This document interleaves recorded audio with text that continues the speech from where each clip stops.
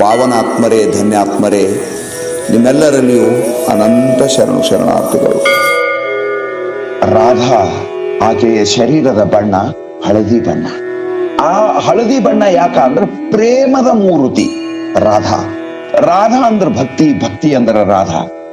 ರಾಧೆಯ ಸ್ಮರಣ ಮಾಡಿದಾಗ ಹೃದಯ ಭಕ್ತಿಯಿಂದ ಅಲಂಕೃತ ಆಗ್ತದ. ಪರಮಾತ್ಮ ಸಾಂಕೇತಿಕವಾಗಿ ರಾಧೆ ಅಂದ್ರೆ ಭಕ್ತಿಯ ಮೂರ್ತಿಯ ಅವತಾರ, ಪ್ರೇಮದ ಅವತಾರ ರಾಧಾ. ಪರಮಾತ್ಮ ಪೀತಾಂಬರವನ್ನೇ ಯಾಕೆ ಹಾಕ್ತಿದ್ದ? ಕಾವಿ ಯಾಕೆ ಹಾಕ್ಲಿಲ್ಲ? ಬಿಳಿ ಯಾಕೆ ಹಾಕ್ಲಿಲ್ಲ?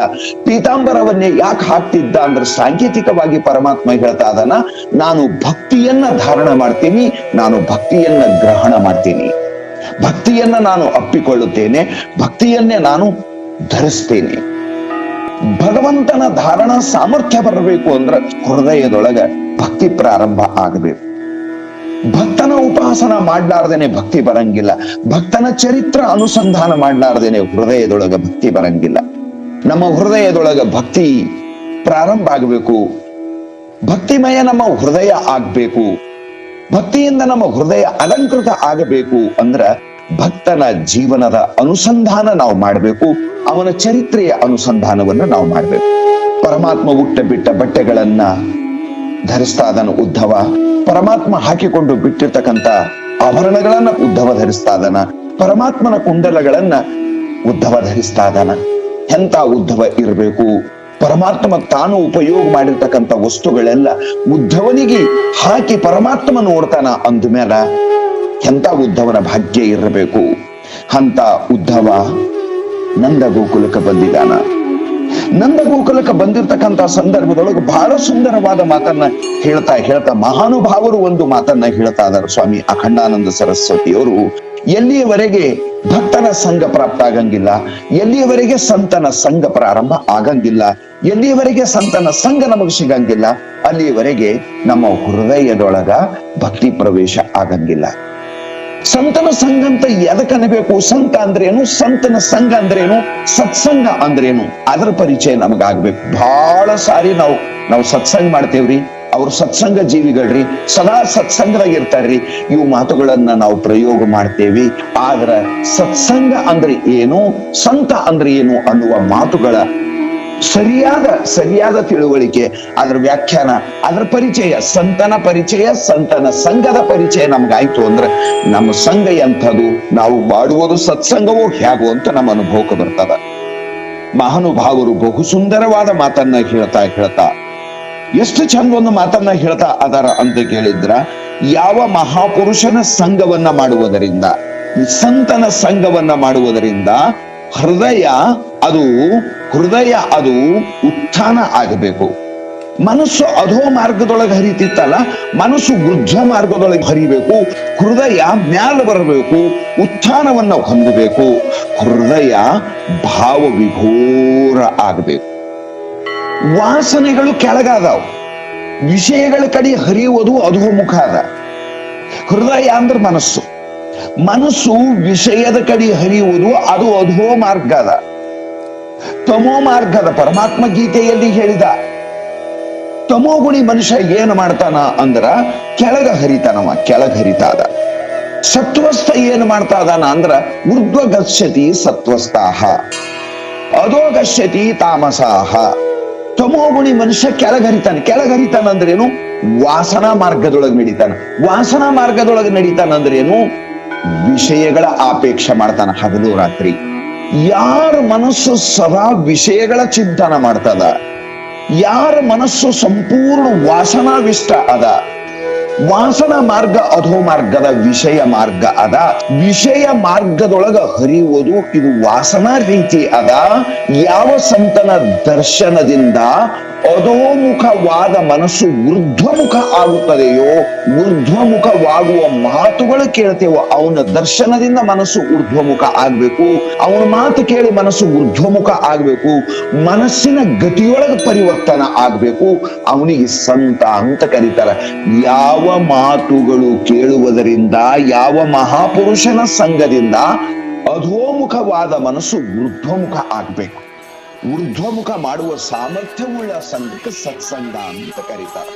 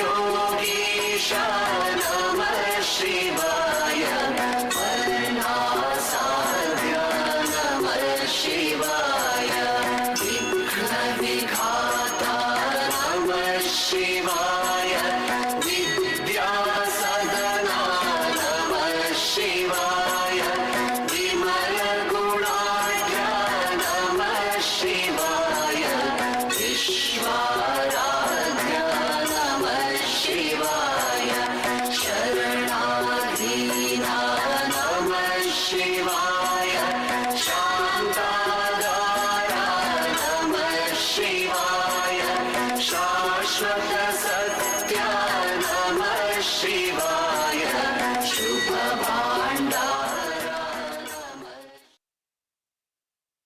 ಗುರು ಬಸವಲಿಂಗಾಯ ನಮಃ. ಕರಿಯ ನಿತ್ತಳೆ ವಲ್ಲೆ ಸಿರಿಯ ನಿತ್ತಳೆ ವಲ್ಲೆ ಹಿರಿದಪ್ಪ ರಾಜ್ಯವನ್ನಿತ್ತೊಡಲ್ಲೇ ನಿಮ್ಮ ಶರಣರ ಸುಳ್ಳುನಡೆಗಳನ್ನು ಒಂದರಗಳ ಇತ್ತಡೆ ನಿನ್ನ ನಿತ್ಯ ಕಾಣ ರಾಮನಾಥ. ಪ್ರಾತಸ್ಮರಣೀಯರಾದ ವೇದಾಂತ ಕೇಸರಿ ಮಲ್ಲಿಕಾರ್ಜುನ ಮಹಾಶಿವಯೋಗಿಗಳನ್ನು ಹೃದಯ ಮಂದಿರದಲ್ಲಿ ಸ್ಮರಣೆ ಮಾಡಿಕೊಳ್ತಾ,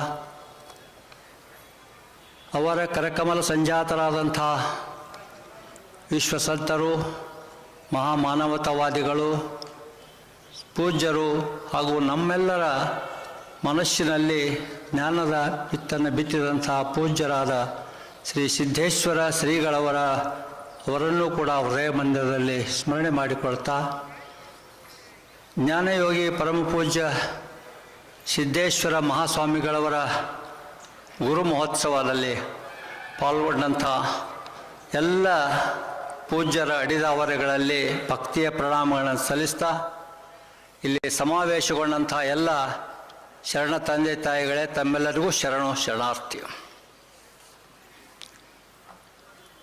ಜ್ಞಾನಯೋಗಿ ಪರಮಪೂಜ್ಯ ಸಿದ್ದೇಶ್ವರ ಮಹಾಸ್ವಾಮಿಗಳವರ 3ನೆಯ ಗುರುನಮನ ಮಹೋತ್ಸವದ ಪಾವನ ಸಾನ್ನಿಧ್ಯ ವಹಿಸಲು ದಯಮಾಡಿಸಿದಂಥ ಸುತ್ತೂರಿನ ಪೂಜ್ಯ ಜಗದ್ಗುರು ಶಿವರಾತ್ರಿ ದೇಶಿಕೇಂದ್ರ ಮಹಾಸ್ವಾಮಿಗಳವರನ್ನು ಆಶ್ರಮದ ಪರವಾಗಿ ಹಾಗೂ ತಮ್ಮೆಲ್ಲರ ಪರವಾಗಿ ಹೃತ್ಪೂರ್ವಕ ಸ್ವಾಗತವನ್ನು ಕೋರ್ತೇನೆ. ಅದೇ ತೆರನಾಗಿ ಬ್ರಹ್ಮಚೈತನ್ಯ ಸದ್ಗುರು ಹ.ಭ.ಪ. ಶ್ರೀ ಋಷಿಕೇಶ್ ವಿಠ್ಠಲ್ ಭಾಸ್ಕರ ಮಹಾರಾಜರು ಋಷಿಕೇಶದಿಂದ ಇಲ್ಲಿಗೆ ದಯಮಾಡಿಸಿದ್ದಾರೆ. ಅವರನ್ನು ಕೂಡ ಭಕ್ತಿಪೂರ್ವಕ ಅವರಿಗೆ ಸುಸ್ವಾಗತವನ್ನು ಕೋರ್ತೇನೆ. ಈ ರೀತಿಯಾಗಿ ಪೂಜ್ಯ ಸ್ವಾಮಿ ವೀರೇಶಾನಂದ ಸರಸ್ವತಿ ಅಧ್ಯಕ್ಷರು ರಾಮಕೃಷ್ಣ ವಿವೇಕಾನಂದ ಆಶ್ರಮ ತುಮಕೂರು ಅವರು ಕೂಡ ದಯಮಾಡಿಸಿದ್ದಾರೆ. ಅವರಿಗೂ ಕೂಡ ಹೃತ್ಪೂರ್ವಕವಾಗಿ ಸ್ವಾಗತವನ್ನು ಬಯಸ್ತೇನೆ. ಅದೇ ತೆರನಾಗಿ ಯರ್ನಾಳದ ಪರಮ ಪೂಜ್ಯ ಸಂಗನಬಸವ ಮಹಾಸ್ವಾಮಿಗಳು ವಿರಕ್ತ ಮಠ ಯರ್ನಾಳ ಉಕ್ಲಿ ಅವರು ಕೂಡ ದಯಮಾಡಿಸಿದ್ದಾರೆ. ಅವರನ್ನು ಕೂಡ ಹೃತ್ಪೂರ್ವಕವಾಗಿ ಸ್ವಾಗತವನ್ನು ಬಯಸ್ತೇನೆ. ಅಧ್ಯಕ್ಷರುಗಳಾದ ಪರಮ ಪೂಜ್ಯ ಬಸವಲಿಂಗ ಸ್ವಾಮಿಗಳವರನ್ನು ಹೃತ್ಪೂರ್ವಕವಾಗಿ ಸ್ವಾಗತವನ್ನು ಕೋರ್ತೇನೆ. ತಮ್ಮ ಅನುಭವವನ್ನು ಹಂಚಿಕೊಳ್ಳಲು ಆಗಮಿಸಿದಂಥ ಅಂತಾರಾಷ್ಟ್ರೀಯ ಶ್ರೇಷ್ಠ ಶಿಕ್ಷಣ ತಜ್ಞರು, ಶಿಕ್ಷಣ ಪ್ರೇಮಿಗಳು, ಪ್ರಾಧ್ಯಾಪಕರು ಹಾಗೂ ಸಂಶೋಧಕರಾಗಿದ್ದಂಥ ಶ್ರೀ ಗುರುರಾಜ್ ಕರ್ಜಗಿ ಅವರನ್ನು ಹೃತ್ಪೂರ್ವಕವಾಗಿ ಅವರನ್ನು ಸ್ವಾಗತ ಬಯಸ್ತಾ ಇದೆ. ಅವರು ಸುಂದರ ನಿಸರ್ಗಕ್ಕೆ ನೀವೇ ಸ್ವರ್ಗ, ವಿವೇಕಾನಂದರ ವಿವೇಕ, ಬಸವಣ್ಣರ ಕಾಯಕ, ಕಾಯಕದ ಮಾಲೀಕರು ನೀವು. ಸಂಘರ್ಷ ಇಲ್ಲದ ಆದರ್ಶ ನಿಮ್ಮ ಬದುಕು, ಅದುವೇ ಭಕ್ತರಿಗೆ ಬೆಳಕು. ಹಾರಾಡುವ ಹಕ್ಕಿಯಲ್ಲಿ, ಜಲಚರ ಪ್ರಾಣಿಗಳಲ್ಲಿ ಬಲು ಪ್ರೇಮ ನಿಮ್ಮಯ ವಾಣಿ. ದಿವ್ಯ ಸ್ವರೂಪ ಬಲು ಅಪರೂಪ, ನೀವು ಹಚ್ಚಿದ ಜ್ಞಾನದ ದೀಪ. ನಿಮ್ಮನ್ನು ಮಂದಿರಗಳಲ್ಲಿ, ಮಸೀದಿಗಳಲ್ಲಿ ಹುಡುಕಲಿ ಹೇಗೆ, ನೀವು ಸಿಗುವುದು ಹೃದಯ ಮಂದಿರಗಳಲ್ಲಿ. ಮಮತೆಯ ಒಡಲಲ್ಲಿ, ತಾಯಿಯ ಮಡಿಲಲ್ಲಿ. ಹೇಳಲಿಲ್ಲ ಶಾಸ್ತ್ರ. ಜ್ಞಾನ ಯೋಗಾಶ್ರಮದ ಚೈತನ್ಯ ರೂಪವಾಗಿದ್ದ ಶ್ರೀ ಸಿದ್ದೇಶ್ವರ ಮಹಾಸ್ವಾಮಿಗಳನ್ನು ನೆನೆಸಿಕೊಂಡು ಅವರಿಗೆ ನನ್ನ ಪ್ರಣಾಮಗಳನ್ನು ಸಲ್ಲಿಸ್ತಾ,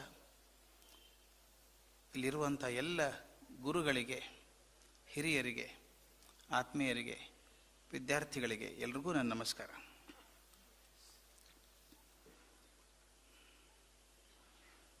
ಗುರು ನಮನ ಕಾರ್ಯಕ್ರಮದೊಳಗೆ ಇವತ್ತು ಯುವ ಸಮಾವೇಶ ಅಂತ ಹೇಳಿದ್ದಾರೆ. ಯುವ ಅಂದರೆ ವಯಸ್ಸಿನಲ್ಲಿ ಮಾತ್ರ ಇರಬೇಕು ಅಂತೇನಿಲ್ಲ. ಮನಸ್ಸಿನಿಂದ ಯಾರು ಯುವಕರಾಗಿದ್ದಾರೋ ಎಲ್ಲರೂ ಯುವಕರೇ. ನಾನು 98 ವರ್ಷದ ತರುಣರನ್ನು ಕಂಡಿದ್ದೇನೆ, 25 ವರ್ಷ ಮುದುಕರನ್ನು ಕಂಡಿದ್ದೇನೆ. ಈಗ ನಾನು ಮಾತಾಡ್ತಿರೋದು ತರುಣರಿಗೆ, ಆ ರೀತಿ ತರುಣರಿಗೆ. ನಮ್ಮ ಜೀವನದ ಪರಮ ಭಾಗ್ಯ ಸಿದ್ದೇಶ್ವರ ಸ್ವಾಮಿಗಳನ್ನು ಕಾಣುವಂಥ, ಅವರಿದ್ದ ಕಾಲದಲ್ಲಿ ನಾವು ಬದುಕಿರುವಂಥ ಅವಕಾಶವನ್ನು ಭಗವಂತ ಕೊಟ್ಟನಲ್ಲ ಅಂತ ಭಗವಂತನಿಗೆ ಋಣಿಯಾಗಿರ್ಬೇಕು ನಾವು.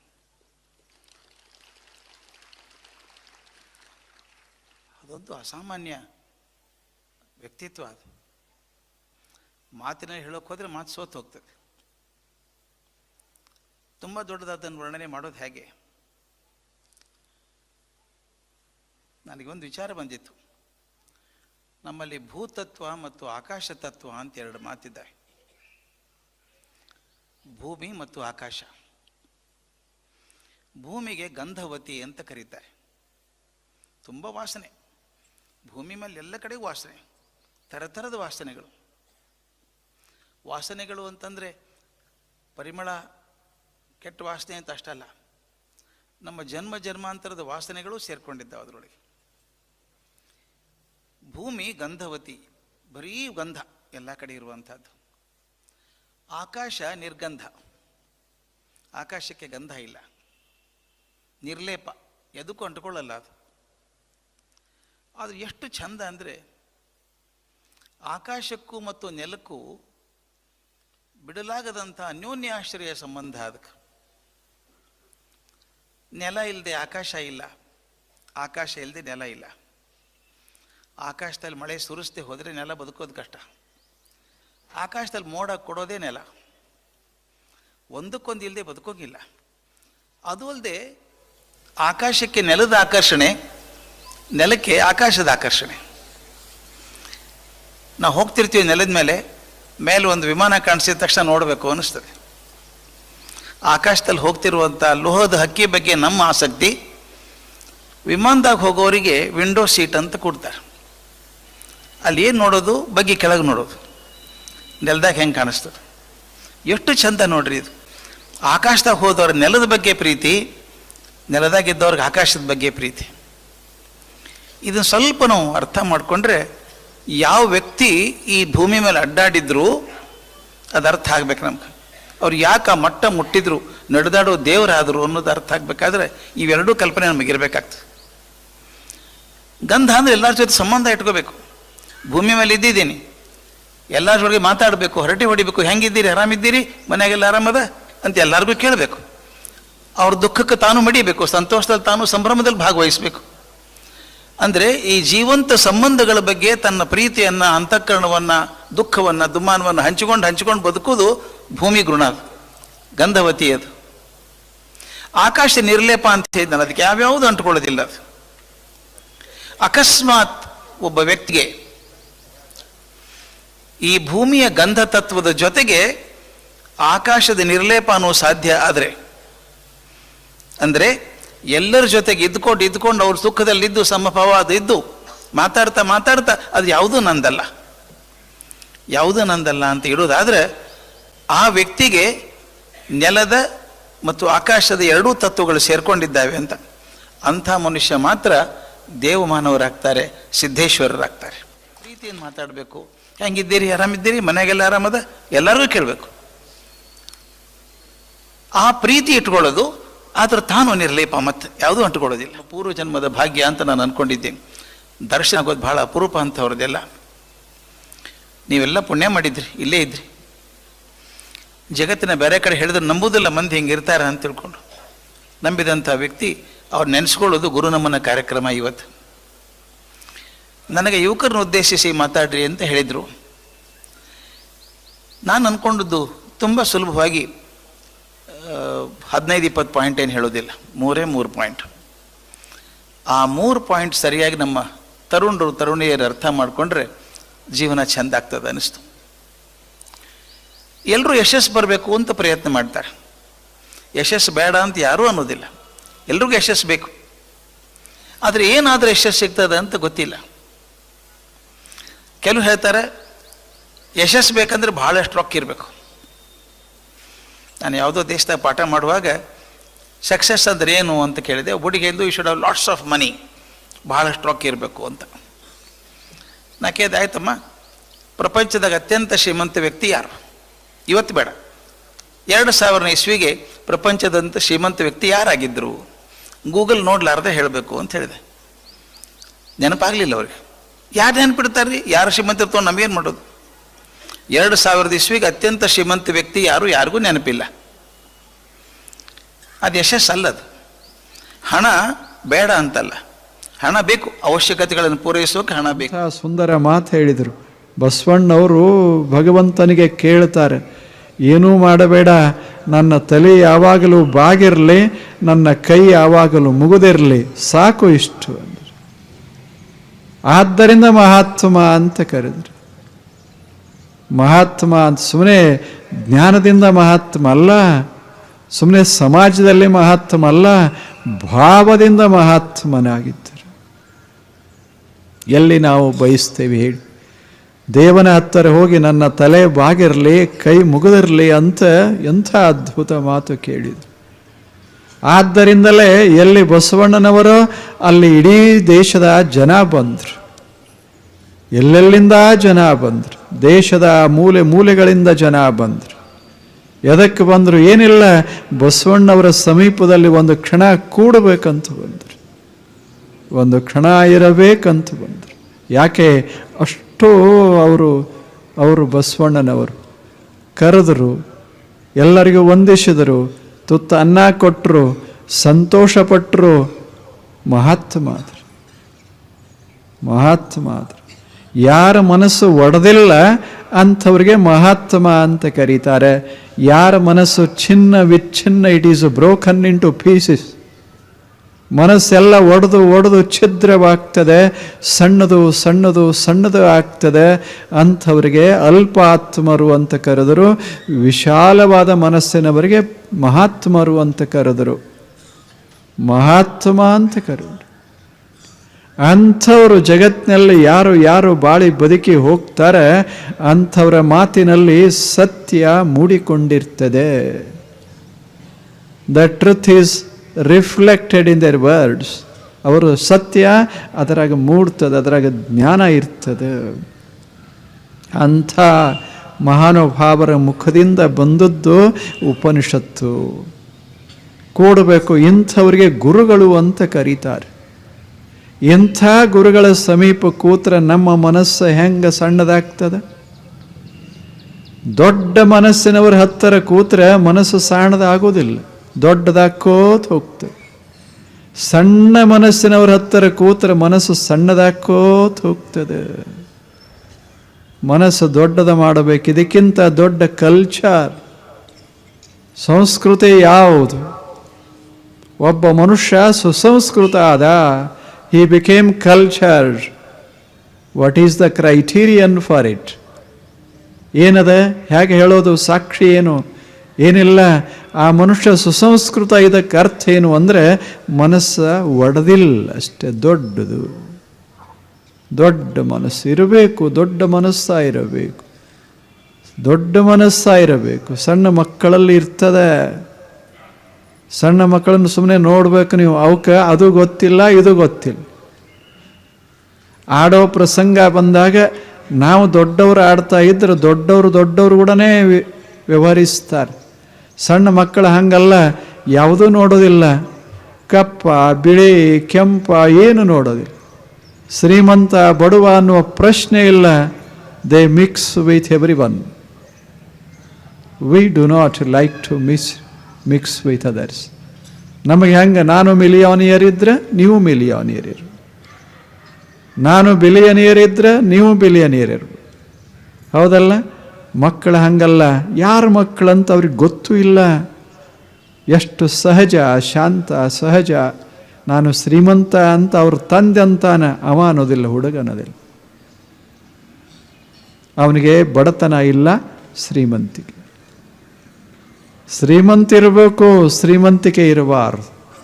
ಬಡವ ಇರಬೇಕು, ಬಡವ ಅಂತ ಭಾವ ಇರಬಾರ್ದು. ಅದು ವಿಶಾಲತ. ಆದರೆ ನಮ್ಮ ಮನಸ್ಸು ಹಂಗೆ ಆಗೋದಿಲ್ಲ. ನಮ್ಮ ಮನಸ್ಸು ಬಹಳ ಸಣ್ಣದು, ಬಹಳ ಚಿಕ್ಕದು. ಎಷ್ಟು ಚಿಕ್ಕದು ಅಂದರೆ ಅದರಾಗ ಬೇರೆ ಅವರಿಗೆ ಜಾಗನೇ ಇಲ್ಲ. ಇನ್ನೊಬ್ಬರಿಗೆ ಅದರಾಗ ಜಾಗನೇ ಸಿಗೋದಿಲ್ಲ, ಅಷ್ಟು ಸಣ್ಣದು. ಆದ್ದರಿಂದಲೇ ನಾವು ದುಃಖಕ್ಕೆ ಬಂಧನಕ್ಕೆ ಕಾರಣ ಆಗ್ತೇವೆ, ಸಿಕ್ಕೊಳ್ತೇವೆ.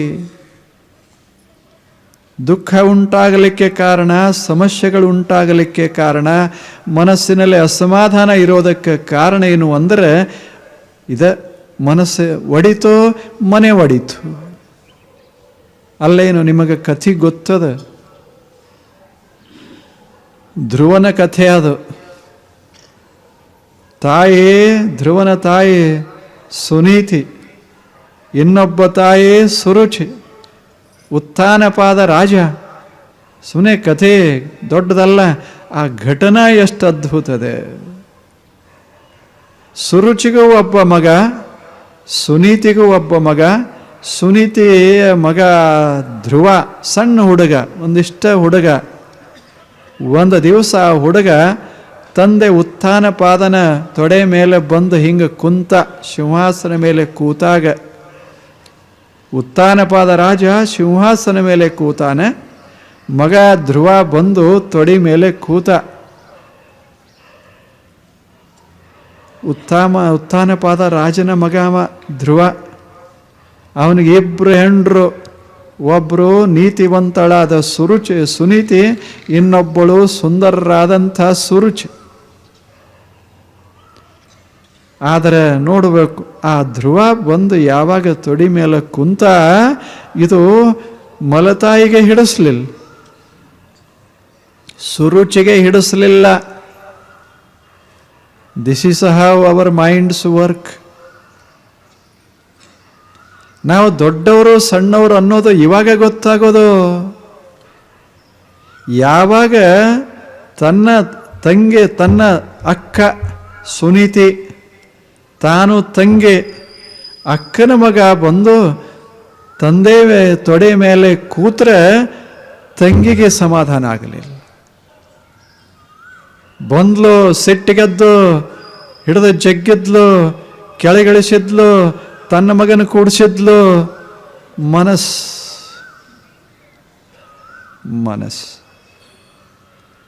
ಒಂದು ಕ್ಷಣ ಕೂತಿದ್ರೇನಾಗ್ತಿತ್ತು, ಇನ್ನೊಂದು ತೊಡೆ ಮೇಲೆ ತನ್ನ ಮಗನ ಕೂಡಿಸಿದ್ರೇನಾಗ್ತಿತ್ತು.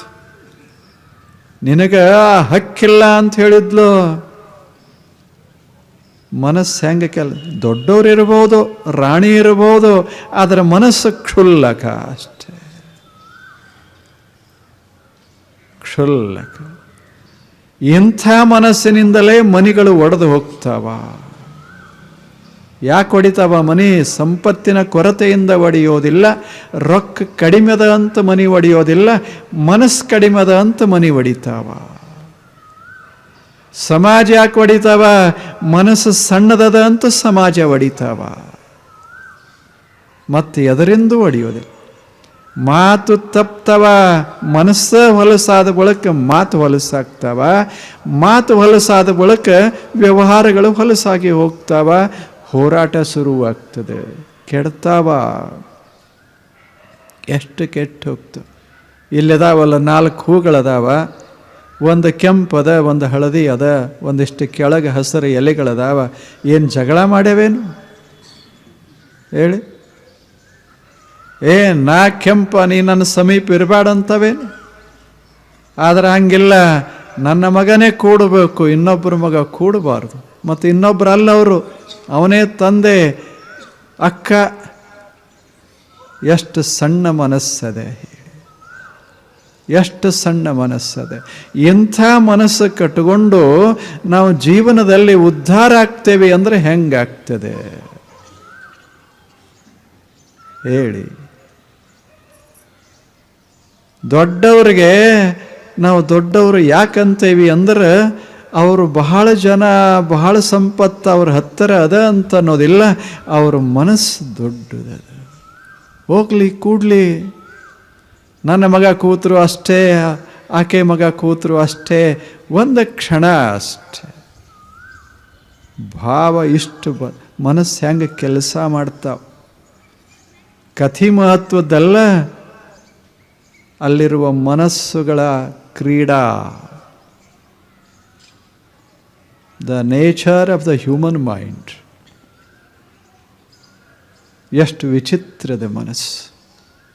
ಆಗೋದಿಲ್ಲ, ಈಗೆಲ್ಲ ಬಡಿತದಲ್ಲ, ನಮ್ಮದು ಆವುದು ಅಂತ ಅನ್ನಿಸ್ತದಲ್ಲ, ಎಲ್ಲ ಮನಸ್ಸು ಈಗ ನನ್ನ ಎಡಗಾಲದ ನನ್ನ ಬಲಗಾಲದ ಅಂತ ಇಟ್ಕೊಳ್ಳಿ. ಬಲಗಾಲದ ಎಡಗಾಲದ ನಂದೇ ಹೌದಲ್ಲ. ಆದರೆ ಎಡಗಾಲ ಅಪವಿತ್ರ, ಅದನ್ನು ಮುಂದೆ ತರಬಾರದು. ಮತ್ತು ಎಲ್ಲಿ ಹೋಗ್ಬೇಕದು? ನಾವೇ ಮಾಡ್ಕೊಳ್ಳೋದು.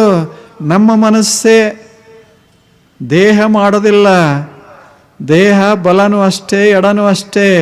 ಮನಸ್ಸು ಮಾತ್ರ ಕೆಡಿಸೇ ಬಿಡ್ತದೆ. ಇದು ಚಲೋ, ಇದು ಕೆಟ್ಟ. ನಮ್ಮದ ದೇಹದಾಗ ಒಂದು ಭಾಗ ಚಲೋ, ಒಂದು ಭಾಗ ಕೆಟ್ಟ. ಆದರೆ ಗತಿ ಹೆಂಗೆ? ಬಲಗೈ ಚಲೋ, ಎಡಗೈ ಕೆಟ್ಟ ಅಂದರೆ ಹೆಂಗಾಗೋದು? ದೇವರು ಹಾಗಾದ್ರೆ ಒಂದೇ ಮಾಡ್ತಿದ್ದ, ಬಲಗೈ ಒಂದೇ, ಬದುಕೋದು ಸಾಧ್ಯತ್ತೇನು? ಎಲ್ಲ ಭಾಗ ಮಾಡಿಬಿಟ್ಟೇವಿ. ಜಗತ್ತನ್ನು ಭಾಗ ಮಾಡಿಬಿಟ್ಟೇವಿ. ಪೂರ್ವ ಚಲೋ, ಪಶ್ಚಿಮ ಕೆಟ್ಟ. ಎಷ್ಟು ಮಜಾ ಮಾಡಿದೆ. ಯಾರು ಮಾಡಿದ್ರು? ಮನಸ್. The mind is dividing the world.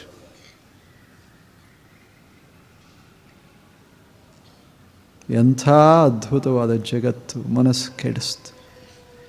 ಗುರು ಅಂದರೆ ದೊಡ್ಡ ಮನಸ್ಸಿನವ. ಗುರುವಿನ ಲಕ್ಷಣ ನೋಡಕತ್ತೀವಿ. ಗುರು ಅಂದರೆ ದೊಡ್ಡ ಮನಸ್ಸಿನವ. ಉಪನಿಷತ್ತಿನಲ್ಲಿ ಇಬ್ಬರೇ ಬರೋದು, ಒಬ್ಬ ಗುರು, ಒಬ್ಬ ಶಿಷ್ಯ. ಗುರುವಿನ ಹೆಸರೂ ಇಲ್ಲ, ಶಿಷ್ಯನ ಹೆಸರೂ ಇಲ್ಲ. ಹೆಸರು ಯಾಕೆ ಬೇಕು ಅಂದ. ಉಪನಿಷತ್ತು ಯಾರು ಬರೆದ್ರೆ ಗೊತ್ತಿಲ್ಲ. ನಾವೊಂದು ಪತ್ರ ಬರೆದ್ರೂ ಸಹಿತ ನಮ್ಮದು ಛಾಪಿಸಿ ಅದನ್ನು ನಮ್ಮ ಹೆಸರು ಹಾಕಿರ್ತೇವೆ. ಉಪನಿಷತ್ತು ಯಾರು ಬರೆದ್ರೆ ಗೊತ್ತಿಲ್ಲ. ಬರೆದವರು ತಮ್ಮ ಹೆಸರು ಹಾಕ್ಕೊಂಡಿಲ್ಲ. ಆದರೆ ಅಂಥ ಉಪನಿಷತ್ತಿನಿಂದ ಭಾರತ ದೇಶ ಶ್ರೀಮಂತ ಆಯಿತು. 7-8 ಸಾವಿರ ವರ್ಷಗಳ ಕಾಲ ಈ ನಾಡ ಬೆಳೀತೋ. ಬರೇ ಉಪನಿಷತ್ತುಗಳ ಅಲ್ಲಿರುವಂಥ ಒಳ ಜ್ಞಾನದಿಂದ ಅದ್ಭುತವಾಗಿ ಬೆಳೀತು. ಆದರೆ ಅವ್ರ ಹೆಸರಿಲ್ಲ. ಎಷ್ಟು ದೊಡ್ಡ ಮನಸ್ಸಾಯಿರಬೇಡ ಹೇಳಿ. ಎಂಥವ್ರಿಗೆ ಗುರುಗಳು ಅಂತ ಕರೀತಾರೆ. ಇಂಥವ್ರ ಹತ್ತಿರ ಕೂತ್ಕೊಂಡು ತಮ್ಮ ಮನಸ್ಸು ದೊಡ್ಡದು ಮಾಡ್ಕೋಬೇಕಂತ ಯಾರು ಅಂತಾರಲ್ಲ, ಅವರೇ ಶಿಷ್ಯರು ಅಷ್ಟೇ. ಶಿಷ್ಯ ಗುರುವಿನ ಸಂಬಂಧ ಏನು ಅಂದರೆ, ಏನು ಪಡೆಯೋದಲ್ಲ, ಏನು ಗಳಿಸೋದಲ್ಲ. ಅವ್ರ ಮನಸ್ಸು ದೊಡ್ಡದ, ಇವನ ಮನಸ್ಸು ದೊಡ್ಡದ ಆಗಬೇಕಾಗ್ಯದ ಅಷ್ಟೇ. ಜಗತ್ತಿನಾಗ ಏನೂ ಮಾಡಬೇಕಾಗಿಲ್ಲ. ಯಾವ ತಪಸ್ಸ, ಯೋಗ, ಅಂಥದ್ದು ಏನು ಅವಶ್ಯ ಇಲ್ಲ. ಸಣ್ಣ ಮನಸ್ಸು ದೊಡ್ಡ ಮನಸ್ಸು ಮಾಡೋದೇ ಯೋಗ ಅಷ್ಟೆ.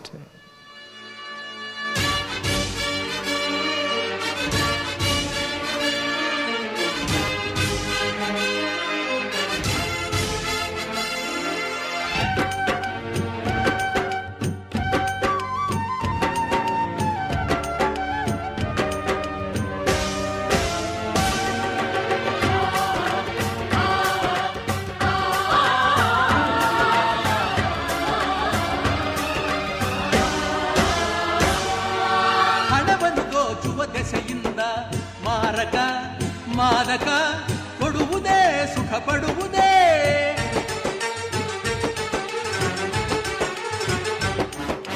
ನಾಳಿನ ಪ್ರಜೆಗಳ ಕಂಗೆಡಿಸಿ ನಾಡನು ನರಕಕ್ಕೆ ತಳ್ಳಲು ಗುಣಿ ತೆಗೆವುದೇ. ಸತ್ಯಕ್ಕೆ ಸಾವಿಲ್ಲ, ಮೋಸಕ್ಕೆ ಉಳಿವಿಲ್ಲ, ನ್ಯಾಯದ ದಾರಿಗೆ ಭಯವಿಲ್ಲ. ಈ ಜನಗಳು ಮಾಡಿದ ಆಜ್ಞೆ ನಾ ಮೀರುವುದುಂಟೇನು? ಈ ಮಣ್ಣಲ್ಲಿ ಹುಟ್ಟಿದ ಋಣವ ನಾ ಮರೆಯುವುದುಂಟೇನು?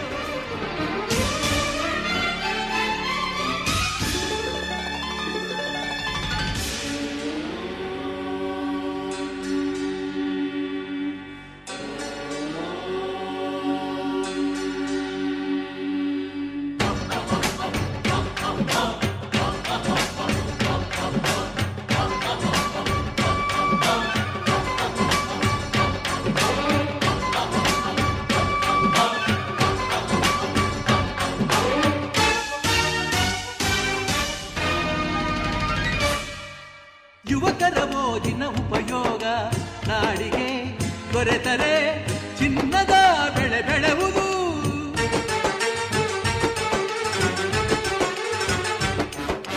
ಯುವಜನ ಶಕ್ತಿಯು ಮನಸ್ಸಿಟ್ಟು ದುಡಿದರೆ ನಡೆದರೆ ಭೂಮಿಗೆ ಸ್ವರ್ಗ ಇಳಿವುದು. ಯುವಕರೇ ಮೇಲೇರಿ ಸಂಸ್ಕೃತಿ ಕಾಪಾಡಿ. ಯುವಕರ ನಾಡಿನ ಶಿಲ್ಪಿಗಳು ಈ ದೇವರು ಮಾಡಿದ ಆಜ್ಞೆ ನಾ ಮೀರುವುದುಂಟೇನು? ಈ ಮಣ್ಣಲ್ಲಿ ಹುಟ್ಟಿದ ಋಣವ ನಾ ಮರೆಯುವುದುಂಟೇನು? ಆಗದು ಆಗದು, ಜನರಿಂದ ನಾನು ಮೇಲೆ ಬಂದೆ, ಜನರನ್ನೇ ನನ್ನ ದೇವರೆಂದೆ, ಜನರಿದ್ದರೆ ನನ್ನ ಬೆನ್ನ ಹಿಂದೆ